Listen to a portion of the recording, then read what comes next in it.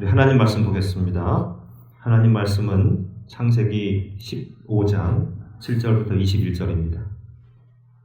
오늘 설교 제목은 하나님의 약속은 반드시 이루어진다라는 그런 제목으로 말씀을 전하겠습니다. 우리 같이 한번 읽어볼까요? 시작! 하나님의 약속은 반드시 이루어진다. 아멘.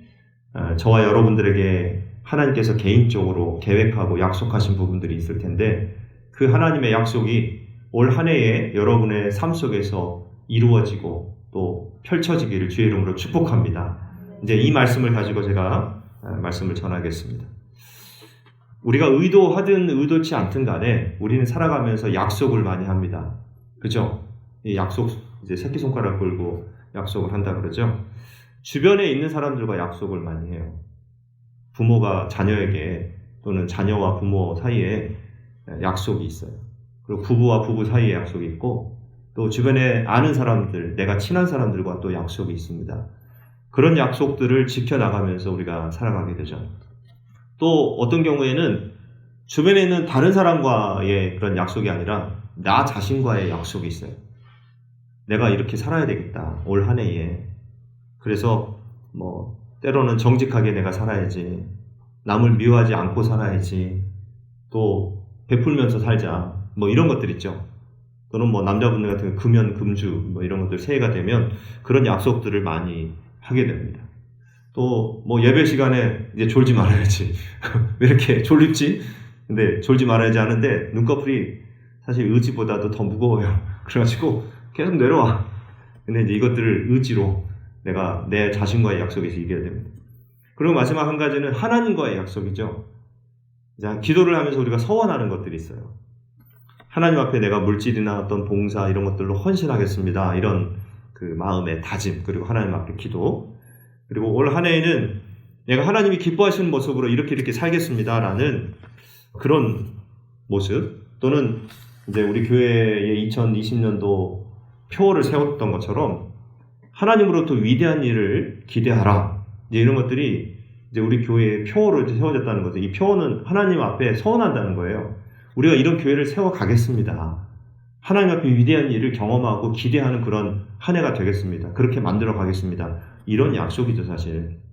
그러면서 결단하면서 실천해 나가는 이런 우리의 약속들이 있어요. 근데 여러분, 이렇게 약속들이 많은데 여러분은 약속을 잘 지키고 사십니까? 약속 참 지키기가 어렵죠. 우리 은결이가 이제 방학이 돼가지고 매일매일 그 과제들이 있어요. 오늘 하루에 해야 될 일들이 있는데 그걸 다 하려면 2시간 넘죠. 네, 2시간 넘게. 피아노 연습만 1시간 해야 되니까 그 나머지 공부도 해야 되고 책도 읽어야 되고 영어 공부해야 되지 할 것들이 굉장히 많아요. 근데 매일매일 이거 하기가 참 어려운 일입니다. 그리고 누구랑 약속을 했어요. 근데 피치 못하게 깜빡하고서 시간이 5분 지났어요. 나가야 될 시간에서. 그러면 또 상대방한테 미안해지게 되잖아요. 그럼 미안해, 조금 잠깐 늦어, 이렇게 또 이야기할 수밖에 없어요. 우리는 약속을 하면서 새끼손가락을 걸고 도장도 찍고 또 복사도 한다고 그러죠. 복사하면서 내가 그 약속을 반드시 지키겠다 이렇게 하는데도 잘 안 지켜져요.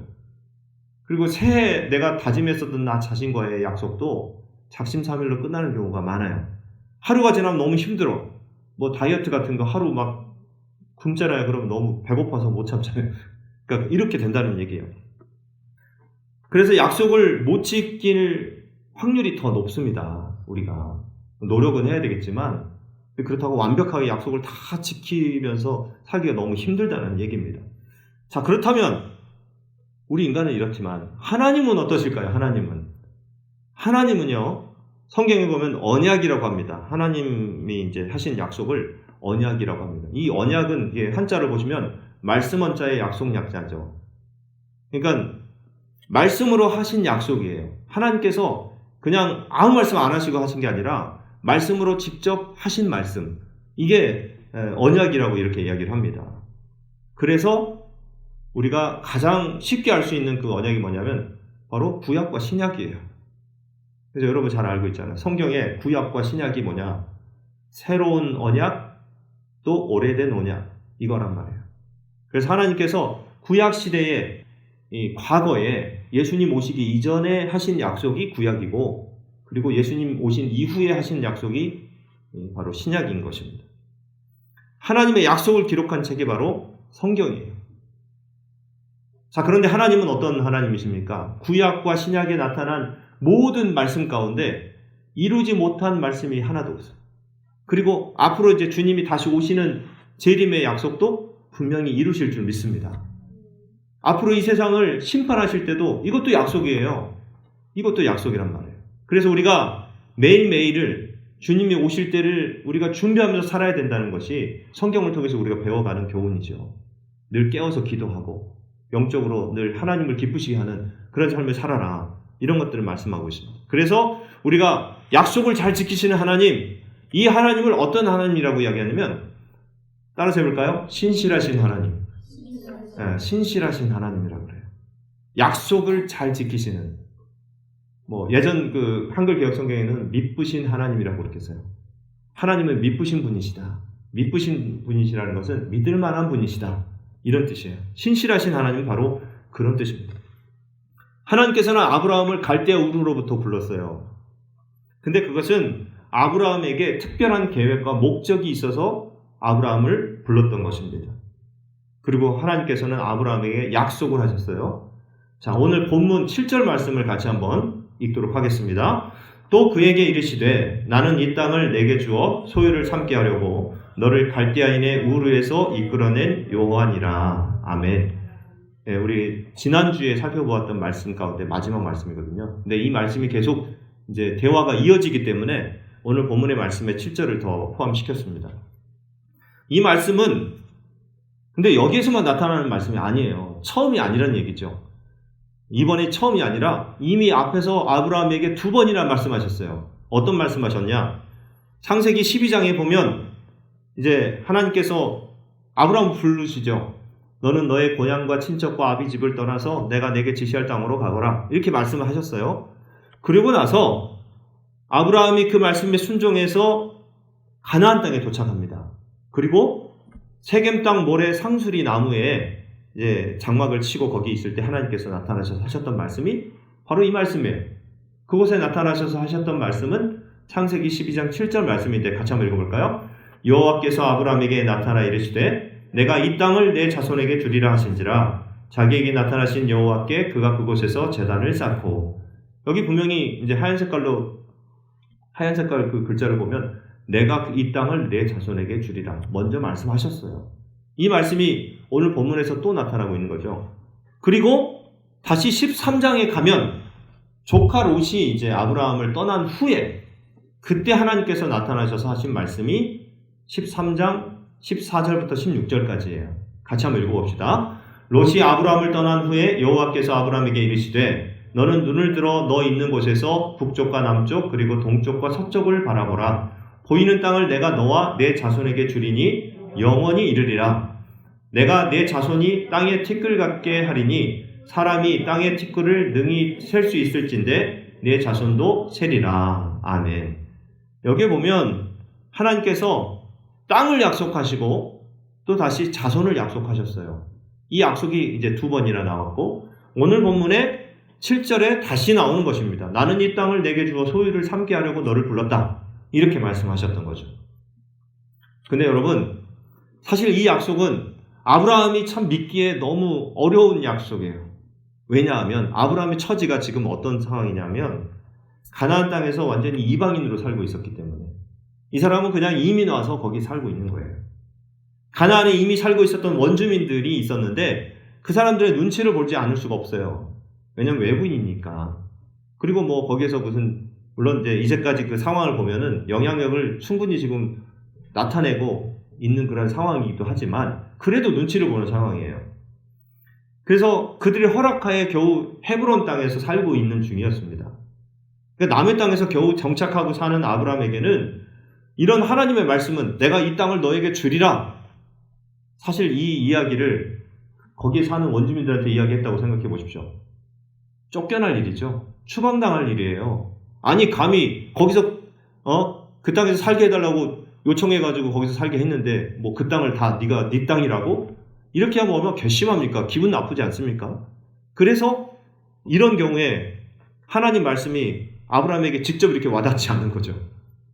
그래서 8절에 보면 그 하나님의 언약의 말씀을 들은 아브라함이 다시 한번 조심스럽게 하나님 앞에 물어요.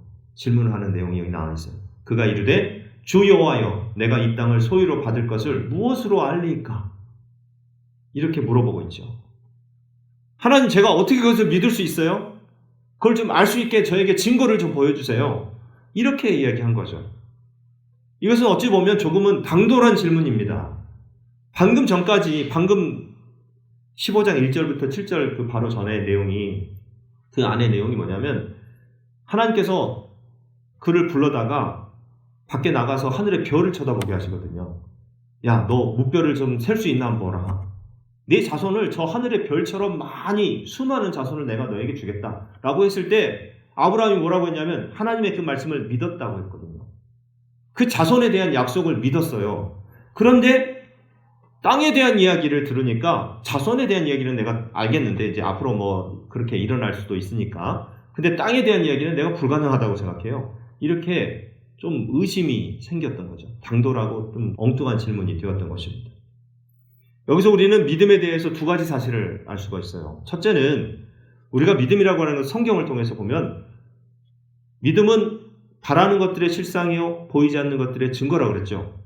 그러니까 믿음은 증거가 없어도 믿을 수 있는 것이 진짜 믿음이죠. 사실 우리가. 그러니까 여러분들 하나님 말씀을 우리가 믿는다고 하는 것은 직접 우리가 지금 보지 않아도요, 앞으로 그것이 일어날 것을 기대하면서 그 믿음을 갖고 아멘 하잖아요.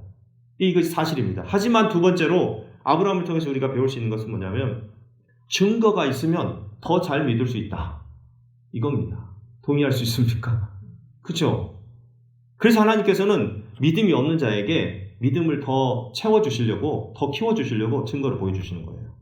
그 만일에 우리가 뭐 이제 방언 같은 경우도 기도를 하면서 방언이 터지는 경우가 있거든요. 그러면 이 사람은 방언이 터졌을 때 하나님을 더 잘 믿을 수 있는 사람이에요. 그러나 방언이 터지지 않는 경우에 왜 나는 방언이 안 터지나 라고 걱정할 필요 없습니다. 이 사람은 방언이 터지지 않아도 하나님을 잘 믿을 수 있는 사람이기 때문에 그 사람에게 뭐 하나님은 항상 공평하시니까 방언을 주시기도 하시고 방언을 주지 않을 수도 있어요. 그러나 다른 은사를 더 많이 주시는 경우가 있습니다. 이렇게 생각하시면 좋을 것 같아요. 여러분들에게 믿음이 없다면 아브라함처럼 증거를 구하십시오. 왜냐하면 증거를 구한다는 것은 하나님 앞에 기도한다는 거거든요. 그래서 하나님 앞에 기도하면서 증거를 구할 때 하나님, 내게 무엇을 주시겠습니까? 앞으로 저를 통해서 어떻게 일하시겠습니까? 그렇게 증거를 구할 때 하나님께서는 저와 여러분들에게 증거를 주시면서 믿음이 더 성장할 수 있도록 인도해 주실 줄 믿습니다.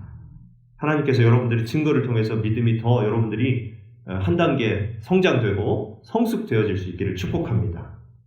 자, 그러면 오늘 본문을 통해서 우리가 이런 경우에 어떻게 하나님께서 하셨나, 그리고 아브라함이 어떻게 반응했나에 대해서 살펴보도록 하겠습니다. 첫 번째로 하나님을 위하여 온전한 재물을 준비하라, 이런 말씀이죠. 이제 하나님께서 아브라함의 이야기를 듣고 말씀하십니다. 9절 말씀 같이 한번 읽어볼까요? 시작. 여호와께서 그에게 이르시되 나를 위하여 3년 된 암소와 3년 된 암염소와 3년 된 순양과 산비둘기와 집비둘기 새끼를 가져올지니라. 여기서 3년 됐다, 이 3년 된 재물들을 가져오라라고 이렇게 표현하고 있는데, 성경에서 숫자 3은 온전한 완전 숫자입니다. 완전 숫자. 그래서 이 3년 됐다라고 하는 것은 완전히 성장한, 3년 된 양이나 소 같은 경우는 3년 정도가 되면 완전히 성장한 큰 이제 동물이 되는 거죠. 그래서 그런 의미가 있고, 그리고 두 번째는 온전한, 그리고 아름다운, 이런 뜻이 있어요. 그래서 그런 재물을 하나님께 가져오라, 그런 재물을 나에게 가져오라라고 하나님께서 말씀하고 있는 것입니다. 당시에 소나 염소와 양 같은 경우는 가장 귀한 재산이었어요. 왜냐하면 그 동물을 이용해서 농사도 짓죠. 또 고기도 먹을 수 있죠. 그리고 우유도 마실 수가 있고, 털을 가지고 옷도 만들 수가 있었어요. 그리고 그 가죽으로는 장막을 지을 수가 있었습니다. 그러니까 얼마나 귀한 거예요. 이렇게 귀한 것, 가장 귀한 것을 바치라고, 하나님께 드리라고, 가져오라고 말씀하고 있는 것입니다. 여러분, 우리 하나님께 축복받기 위해서는, 또 주님과 함께하기 위해서는 우리가 우리의 가장 귀한 것을 바쳐야 된다는 거예요.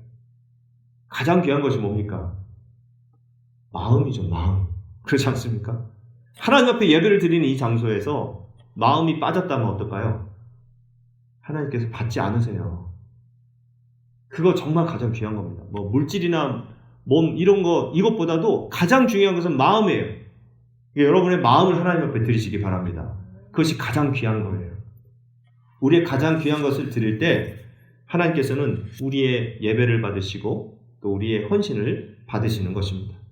하나님은 아브라함에게 아들 이삭을 바치라고 그러죠. 번제로 드리라고 하잖아요. 아브라함에게서 가장 귀한 것이 그때 아들이었습니다. 근데 그 이삭을 바치라고 하잖아요. 그리고 하나님께서는 성소를 지을 때 이스라엘 백성들에게 예물을 가져오라고, 여호와께 그것을 가져다가 바치라고 이렇게 이야기하고 있거든요. 그래서 그 예물들을 막 가져다가 금과 은과 뭐 이런 것들을 가져다가 성소를 짓고 또 성전을 지을 때도 그랬어요. 엘리야 선지자는 사르밧 과부에게 마지막 남은 가루와 기름으로 떡을 만들어 오라고 했어요. 그거 마지막 아들과 함께 먹으려고 그랬는데 그거 가지고 와서 자기한테 달라고 하는 거예요. 얼마나 귀한 겁니까? 이건 마지막 양식인데. 근데 그것을 가져왔을 때 기름이 떨어지지 않았어요. 이런 역사가 일어났던 것입니다. 여러분, 우리가 하나님 앞에 증거를 구하고 가장 귀한 것을 드리면서 기도할 때 하나님께서는 그 기도를 응답하시고 역사해 주실 줄 믿으시기 바랍니다. 이것이 성경의 역사예요. 요즘 명목상의 그리스도인, the almost Christian이라고 하는데, 이 almost라고 하는 말은 거의라는 뜻입니다. 100%가 아니라 2% 정도 부족하다는 거예요. 근데 또 어떻게 보면은 그리스도인인 것처럼 겉으로는 보이지만 실제로는 그리스도인이 아닌 사람을 이 명목상의 그리스도인이라고 이야기를 하고 있어요. 뭐 이 말씀은 사실 이 용어는 우리 요한 웨슬리 목사님, 감리교회 창시자 요한 웨슬리 목사님의 설교에 나와 있어요. 근데 이 사람들은 나는 하나님을 믿습니다, 나는 크리스찬입니다 라고 이야기를 하지만 삶은 그렇게 나타나지 않는 사람들, 머리로만 하나님을 믿고 삶으로는 실천이 나타나지 않는, 사랑이 없는 그런 그리스도인들을 명목상의 그리스도인이라고 이렇게 칭하는 것입니다. 세계적인 통계를 보면 기독교 인구가 세계 인구 가운데 한 요즘 뭐 70억 정도 된다고 그러죠. 세계 인구 가운데 20억 정도가 기독교인이라고 그래요. 근데 이 명목상의 그리스도인은 몇 프로 정도 될까요? 어느 정도 될까요? 44%라는 통계가 있습니다. 44%. 그냥 퍼센테이지로 이야기하면 얼마 잘 모르겠죠. 인구로 따지면 9억입니다. 9억. 10명 중에 한 4, 5명 정도가 그냥 명목상의 그리스도인이에요.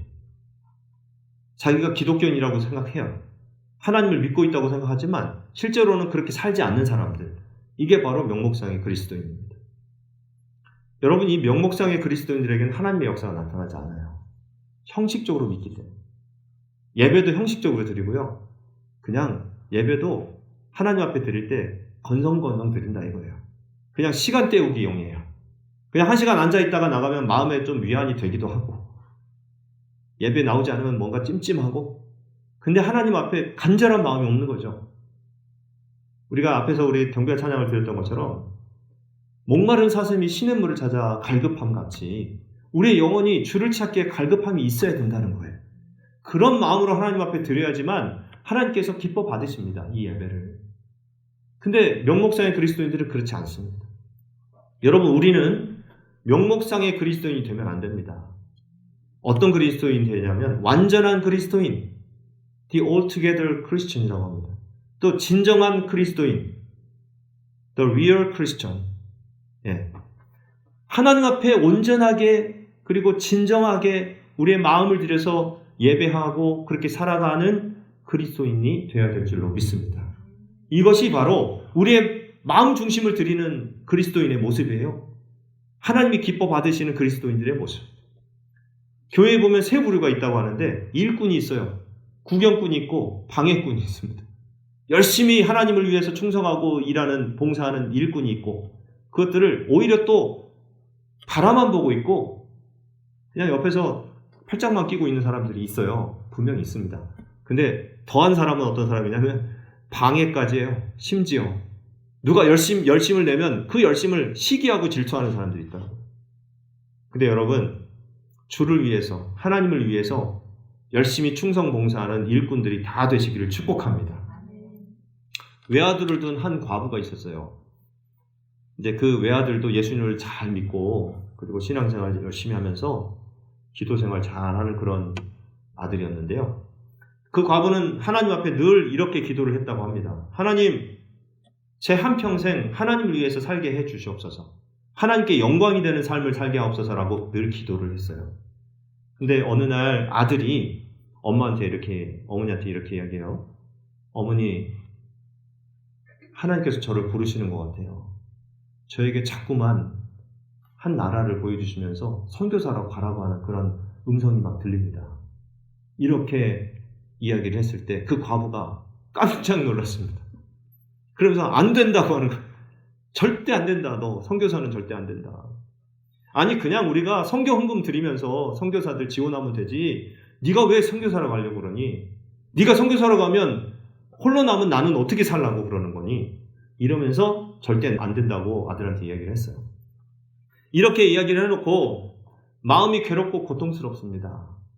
하나님, 정말 하나님의 뜻을 알려주세요.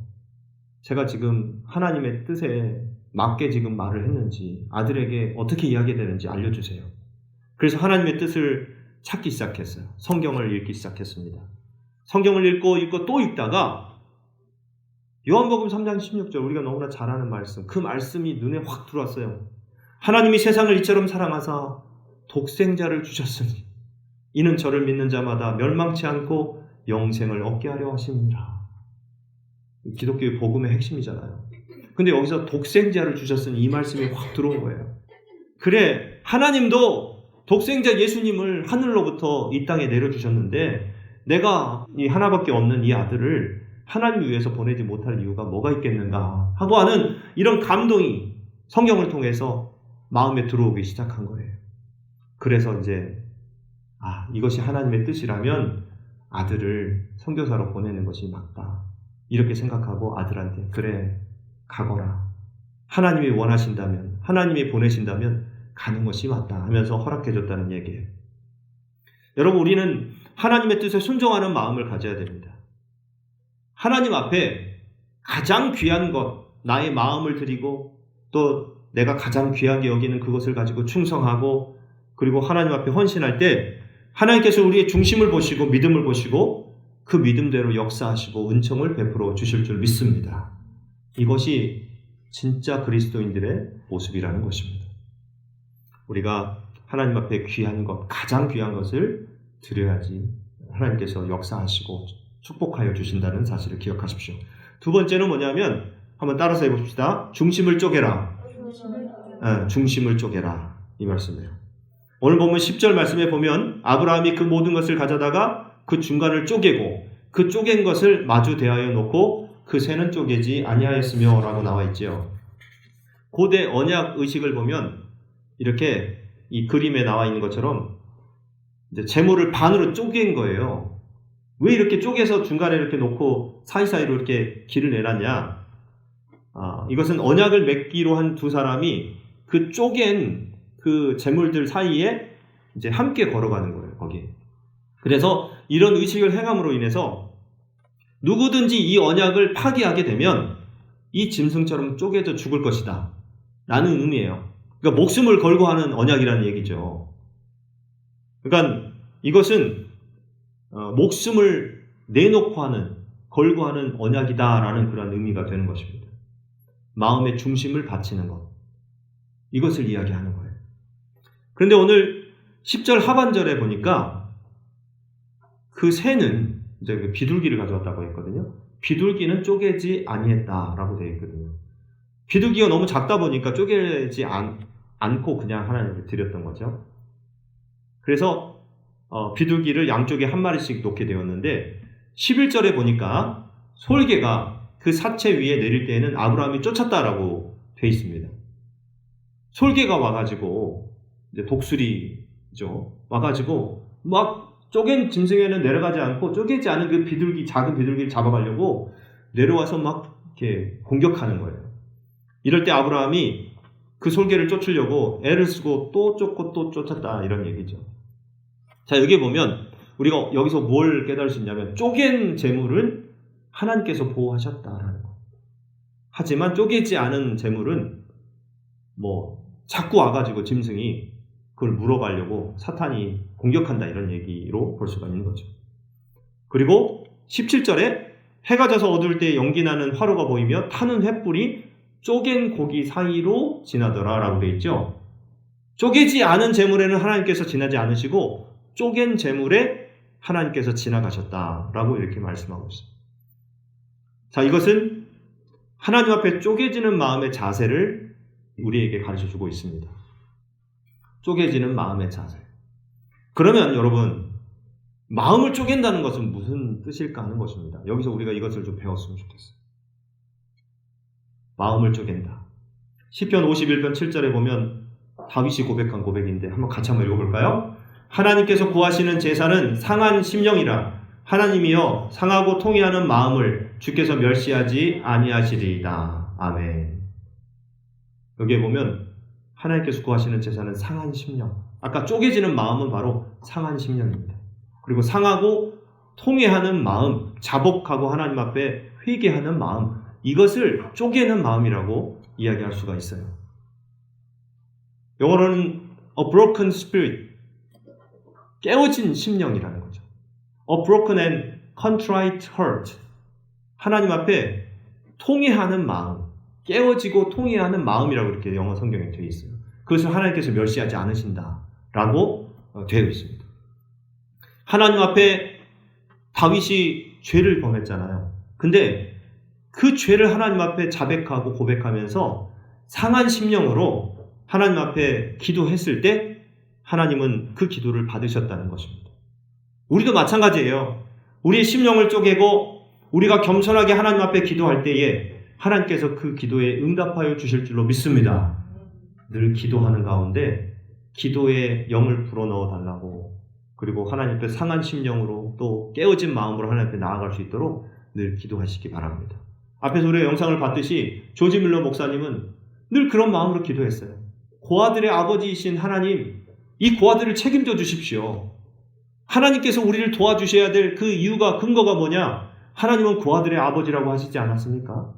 불쌍히 여겨 주십시오 하면서 하나님 앞에 늘 기도하면서 그 많은 아이들을 또 그 많은 기간 동안, 그리고 사람에게 손 벌리지 않고, 물론 하나님은 사람을 통해서 역사하셨지만 그렇게 후원금 하나 받지 않고, 구하지 않고 사람들이 다 자발적으로, 그리고 하나님을 통해서 그렇게 역사하시는 것을 보시기 바랍니다.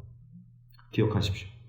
요엘서 2장 12, 13절에도 보면 하나님의 여호와의 말씀에 너희는 이제라도 금식하고 울며 애통하고 마음을 다하여 내게로 돌아오라 하셨나니 너희는 옷을 찢지 말고 마음을 찢고 너희 하나님 여호와께로 돌아올지어다 라고 이렇게 말씀하고 있습니다. 금식하고 울며 애통하고 마음을 다해라. 그리고 옷을 찢지 말고 마음을 찢어라. 이 말씀이죠. 우리의 교만한 마음을 찢고 완악한 마음을 찢어버리고 절망과 불신앙과 탐욕과 그 모든 잘못된 것을 깨뜨리고 겸손한 마음으로 하나님 앞에 나오라는 얘기예요. 이것이 우리의 깨어진 마음입니다. 예수님께서도 그 자신을 찢기시고 또 하나님 앞에 드림으로써 향기로운 제물이 되셨잖아요. 예수님께서는 십자가에 자신의 몸을 찢으심으로 손과 발에 못이 박히고 옆구리에 창에 찔려서 죽으심으로 그 몸을 하나님 앞에 바쳤습니다. 그때 하나님은 어떻게 하셨나요? 부활을 허락하시고 부활하게 하시고, 그리고 모든 영광을 그에게 주시고 또 하늘의 권세를 그에게 주셨어요. 오늘 시간 저와 여러분들도 우리에게 있는 가장 귀한 것을 하나님 앞에 쪼개서 하나님 앞에 드리시기를 축복합니다. 우리의 시간을 쪼개고 물질을 쪼개고 재능을 쪼개서 하나님의 영광을 위해서 드리시기를 축복합니다. 그때에 우리의 체면이 깨뜨려지고 자아가 깨뜨려지고 탐욕과 교만이 깨뜨려지게 되는 것입니다. 어느 교회에 여자 집사님 한 분이 계셨어요. 근데 그 남편이 술주정뱅입니다. 너무나 많이 술을 마셔서 집에서 폭력을 행사하고, 막 자녀들도 그렇고, 자기도 때리고, 막 이래서 너무 힘든 거예요. 그러다 보니 자녀들이 그걸 보고 자라다 보니까 자녀들도 막 타락해 가는 거예요. 비행청소년이 되고. 그래서 하나님 앞에 막 기도했습니다. 하나님, 우리 남편을 좀 변화시켜 주세요. 우리 남편이 술 좀 안 먹게 해주세요. 이렇게 막 기도를 했어요. 근데 하나님 앞에 기도하고 기도해도 응답이 없습니다. 남편은 술주정이 더 심해집니다. 그래서 더 낙심만 되는 거예요. 하나님, 저는 어떻게 하면 좋겠습니까? 그래서 어느 날 아침에 일찍 일어나서 새벽 기도를 나갔는데 이제 하나님 앞에 막 기도했어요. 남편을 변화시켜 주세요. 자녀들을 좀 붙잡아 주세요. 자녀들 좀 변화시켜 주세요. 라고 기도하고 있을 때 갑자기 하나님의 음성이 들렸어요. 이런 음성이 들렸습니다. 네가 먼저 깨져라. 네가 먼저 깨져라. 이 집사님이 참 이해가 안 되는 거죠. 하나님, 왜 제가 먼저 깨져야 됩니까? 지금 깨져야 될 사람은 그 남편하고 우리 자녀들인데, 그리고 제가 얼마나 지금 변화를 위해서 노력하고 있는지 아세요? 그런데 하나님께서는 계속해서 네가 먼저 깨져라. 네가 먼저 깨져야 된다라고 말씀하시는 거예요. 어떻게 하면 깨집니까? 저를 좀 깨지게 만들어주세요, 그러면. 그럴 때 갑자기 그 마음에 성령께서 찾아오셨어요. 마음이 막 뜨거워지기 시작했습니다. 그리고 그 마음속에 불만스럽고 원망스러웠던 그 마음이 이제 그 마음속에 하나님의 사랑이 들어오고 하나님의 마음이 들어오기 시작했어요. 남편에 대해서 오히려 불쌍한 마음이 드는 겁니다. 자녀들에 대해서 긍휼히 여기는 마음이 생겼습니다. 그래서 어떻게 했을까요? 그 마음으로, 긍휼한 마음으로, 불쌍한 마음으로 기도하기 시작했어요. 그러다 보니까 자기가 먼저 깨어지고 변하고, 그러면서 남편이 변하고 자녀들이 변하면서 가정이 회복되기 시작했다는 얘기예요. 그리고 하나님 앞으로 다 돌아오게 되는 그런 역사가 일어나게 되었습니다. 여러분, 문제는 누가 먼저 깨지느냐 하는 거예요. 우리가 기도하고 있는 그 기도 제목 가운데 다른 사람들을 위해서 우리가 기도할 때요, 우리는 나 자신에 대해서 먼저 생각하지 않고 다른 사람에 대해서 생각하고 다른 사람이 변해야 된다고 생각해요. 하지만 부모가 먼저 깨지느냐 자식이 먼저 깨지느냐 이거 생각하기 전에 내가 먼저 깨져야 된다 이거예요. 내가 먼저. 한번 따라서 합시다. 내가 먼저 깨져야 된다. 내가 먼저 깨져야 돼요. 내가 하나님 앞에 무릎 꿇고 내가 하나님으로부터 변화를 받고 새로운 마음이 내 마음속에 들어오면 주변의 환경이 바뀝니다. 사람을 말로 바꾸기가 참 어렵습니다. 하지만 내가 먼저 변하면, 내가 먼저 깨어지면 그러면 세상이 변하고 주변의 환경이 변하고 가정이 변하게 되는 것입니다. 여러분, 먼저 깨지는 자가 축복을 받습니다. 개인이나 가정뿐만 아니라 나라도 또 사회도 교회도 마찬가지. 국회의원들이 정치를 잘해야지 나라가 잘 된다라고 생각하죠. 우리가 먼저 깨어져야 돼요. 우리가 먼저 영적으로 깨어서 기도해야 됩니다. 나라와 민족을 위해서 기도해야 되고요. 정치인들을 위해서, 대통령을 위해서 기도해야 된다는 거예요. 하나님, 제가 먼저 깨어져서 은혜 받고 저를 통해서 하나님 역사가 전파되게 해 주시옵소서라고 여러분 기도하시기 바랍니다. 내가 먼저 깨져야 돼요. 그럴 때 하나님께서는 우리 마음의 문을 열어주시고 또 우리가 마음을 깨뜨려서 기도하면 하나님의 은혜와 축복을 부어주실 줄로 믿습니다. 자, 마지막 세 번째는 따라서 해볼까요? 여호와의 불을 경험하라. 자, 더 크게 여호와의 불을 경험하라. 네, 여호와의 불을 경험하라. 오늘 보면 17절 같이 한번 읽겠습니다.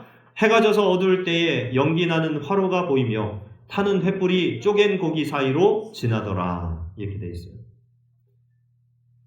그때 이제 고기를 쪼개고 그리고 아브라함이 이제 그렇게 기다리고 있을 때 놀라운 일이 벌어졌습니다. 갑자기 횃불이 나타난 거예요. 횃불. 이거 보이십니까? 횃불. 어렸을 때 그 깡통 돌리면서 이렇게 했었던 그런 경험이 기억이 나는데 보름인가 막 그랬을 거예요. 이제 시골에서 자랐기 때문에 깡통에다가 이렇게 구멍을 뽕뽕뽕 뚫리고 거기다가 나무 같은 걸 이렇게 집어넣어가지고 불을 막 피워요. 그러고서 막 횡횡 돌리면은 소리도 슝슝 나면서 이제 그걸 가지고 이제 깡통 놀이도 하고 막 이랬어요. 그런데 이 횃불이 갑자기 그 타는 화덕 같은 데에서 갑자기 횃불이 확 나왔다는 거죠. 그리고 그 불이 가만히 있었던 게 아니라 이렇게 그림처럼 쪼개진 재물들 사이로 지나갔다는 얘기예요. 참 신기하지 않습니까? 아브라함이 그걸 보고 있어요. 여러분, 이 불은 무엇일까요? 바로 이것이 하나님의 불입니다. 하나님의 임재예요. 하나님의 영광. 이 불을 가리켜서 이렇게 똑같은 말이거든요. 성경에 보면 하나님께서 불로 역사하시는 경우가 많이 나와 있습니다. 불로 임재를 나타내 주시는 경우가요. 먼저는 출애굽기 3장에 보면 모세가 호렙산 떨기나무 숲에서 자신을 부르시는 하나님의 음성을 듣게 됩니다. 그때 이 불, 떨기나무 숲에 있었던 그 불이 바로 하나님의 임재였습니다.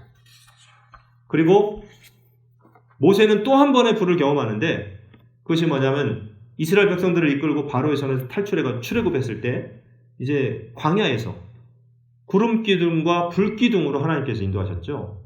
그 불이 하나님의 상징이에요. 임재의 상징이에요. 그리고 한 번 더 십계명을 받을 때 하늘에서 불이 떨어졌다고 기록되어 있어요. 그러니까 하나님의 역사가, 하나님의 임재가 불로 임재하고 있었던 것입니다. 근데 그 불은 거기서 끝난 게 아니에요. 솔로몬이 성전을 이제 건축할 때 성전 건축을 다 마치고 봉헌 기도를 이제 드립니다. 하나님 감사합니다 하면서 이제 봉헌식의 기도를 마치자마자 하늘에서 불이 임하였다고 되어 있어요. 불이 하늘에서 내려왔어요. 그 불이 임할 때 하나님의 임재도 하나님의 영광도 같이 임했던 것입니다. 그래서 너무나 이 영광이 가득해가지고 제사장조차도 그곳에 들어갈 수 없었다라고 기록되어 있고 백성들이 그걸 다 봤다. 이렇게 성경에 기록하고 있습니다. 이 불은 솔로몬에게만 끝난 것이 아니라 이 불은 엘리야에게 이제 다시 옮겨 붙었습니다. 엘리야가 바알 선지자와 아세라 선지자 850대 1로 지금 갈멜산에서 이제 싸울 때 그때에 엘리야는 무너진 여호와의 단을 쌓고 12돌을 취한 후에 그곳에 제물을 올려놓습니다. 그리고 거기다가 물을 막 가득히 제물에다가 물을 가득히 부었어요. 그리고 뭐 이방 선지자들처럼 바알 선지자, 아세라 선지자들처럼 막 요란하게 소리 지르면서 그렇게 기도하지 않았어요. 또는 몸에다가 막 칼로 막 상처를 그으면서 이렇게 기도하지 않았어요. 조용히 하나님 앞에. 그렇지만 정말 강력한 그런 기도를 드리게 됩니다. 그 기도가 바로 열왕기상 18장 36절 37절인데 우리 같이 한번 읽어볼까요? 저녁 소제 드릴 때에 이르러 선지자 엘리야가 나아가서 말하되 아브라함과 이삭과 이스라엘의 하나님 여호와여 주께서 이스라엘 중에서 하나님이신 것과 내가 주의 종인 것과 내가 주의 말씀대로 이 모든 일을 행하는 것을 오늘 알게 하옵소서. 여호와여 내게 응답하옵소서. 내게 응답하옵소서. 이 백성에게 주 하나님 여호와는 하나님이신 것과 주는 그들의 마음을 되돌이키심을 알게 하옵소서 하매 이렇게 기도를 했어요. 그랬을 때 그때 바로 하늘에서 불이 내려와가지고 그 제단을 다 태웠어요. 이것이 바로 여호와의 불입니다. 그리고 백성들이 이걸 보고서 어떻게 고백했냐면 여호와 그는 하나님이시로다. 여호와 그는 하나님이시도라고 크게 외치면서 고백을 하게 됐습니다. 과연 하나님이시구나.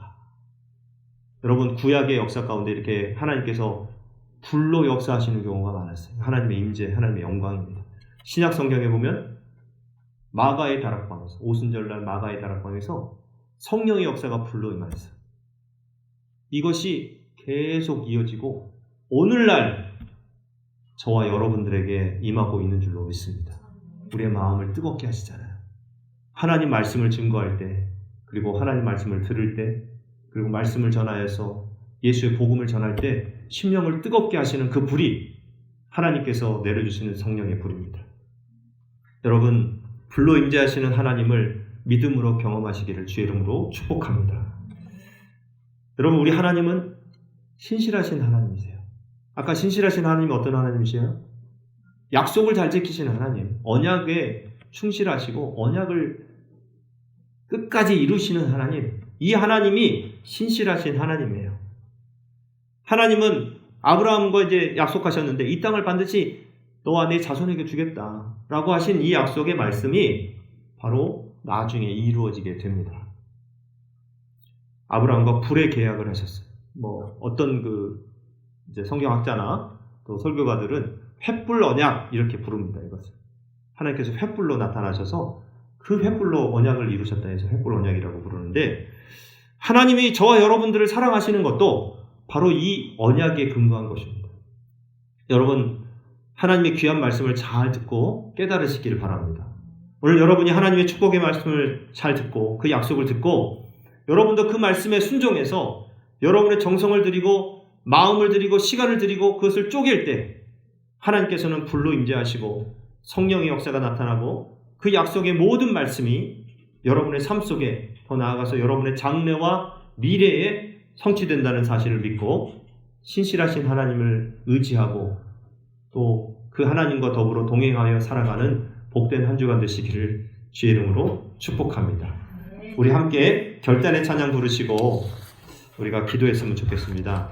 결단의 찬양은요, 주님 보좌 앞에 나아가 신실하신 하나님, 이 찬양인데 함께 찬양하면서 우리 결단의 기도를 드리도록 하겠습니다.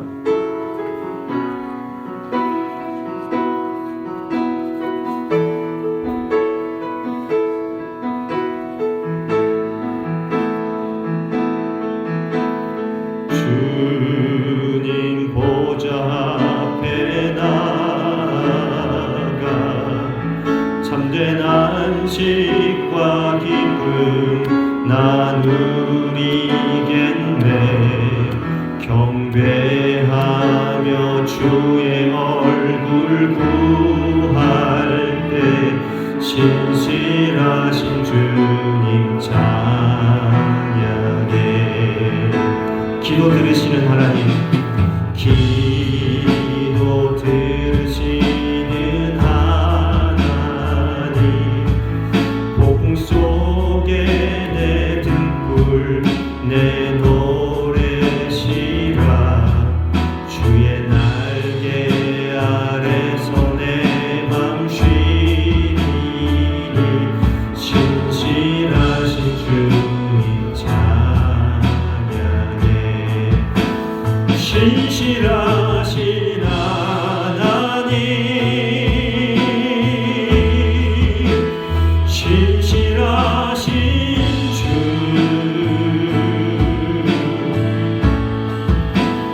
나의 주 하나님은 신실하신 주님.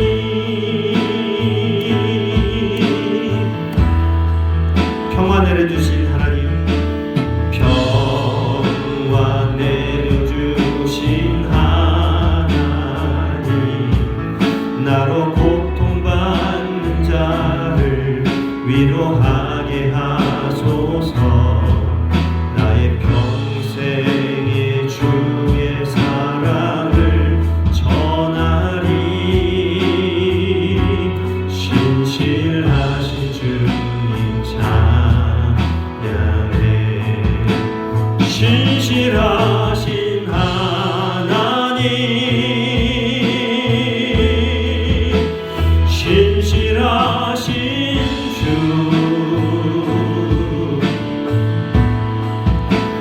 나의 주 하나님은 신실하신 주님. 신실하신 하나님, 신실하신 주,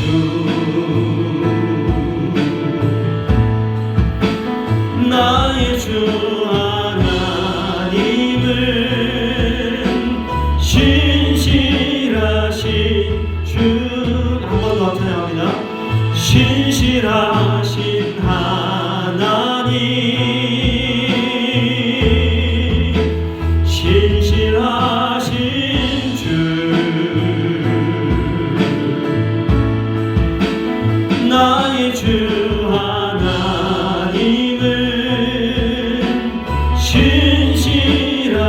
신실하신 주님. 네, 그렇습니다. 우리 하나님은 신실하신 분이세요. 우리를 향한 약속을 반드시 지키시는 분이십니다. 여러분, 하나님 앞에 기도하고 간구할 때 그 신실하신 하나님을 의지하면서 기도하시기 바랍니다. 오늘 하루 하나님 앞에 내 마음을 쪼개고 내 마음의 중심을 드리고 우리 하나님 앞에 정성을 다해서 온전히 하나님 앞에 드릴 때에 하나님께서 우리의 기도를 들으시고 또 하나님의 역사를 우리 가운데 이루어 주실 줄 믿습니다. 우리 다 함께 합심하여 기도하도록 하겠습니다. 아버지 하나님, 감사합니다. 하나님의 능력과 하나님의 사랑으로 우리를 채워주시옵소서. 하나님을 바라봅니다. 또 하나님의 능력이, 하나님의 불의 역사가 우리 가운데 이루어지게 도와주시옵소서. 아버지 하나님, 오늘도 우리의 마음을 쪼개고 우리의 정성을 쪼개고 우리의 시간을 쪼개고 우리의 모든 삶을 쪼개서 하나님 앞에 드리게 하여 주옵소서. 하나님이 기뻐하시는 것은 상한 심령이라 깨어지고 통회하는 그 마음을 하나님 앞에 드리기를 원하시는 하나님, 우리의 마음을 드립니다. 하나님, 우리의 마음을 받아주시옵소서. 우리 평생에 주님을 사랑하고 주의 사랑을 증거하며 살아갈 수 있도록 하나님 도와주시옵소서. 아버지 하나님, 우리의 삶 가운데 늘 함께해 주시는 하나님, 그 하나님의 신실하심을 의지하며 기대하며 나아가기를 원합니다. 아버지 하나님, 불로 임재하시는 그 하나님을 우리가 경험하기를 원합니다. 아버지 하나님, 우리를 붙잡아 주시옵소서. 이번 한 주간 우리의 삶을 주관하여 주시옵시고 하나님의 역사하심을 기대하며 살아갈 수 있도록 도와주시옵소서. 우리 사랑하는 자녀들을 붙잡아 주시고 하나님의 역사를 기대하며 하나님 앞에 간구하며 아브라함처럼 하나님께 증거를 구하며 믿음으로 나아갈 수 있도록 도와주시옵소서. 하나님께서 우리의 기도를 들으시고 아버지 하나님 불러 역사하여 주실 줄로 믿습니다. 성령으로 역사해 주실 줄로 믿습니다. 아버지 하나님, 우리와 함께하여 주시고 동행하여 주시옵소서.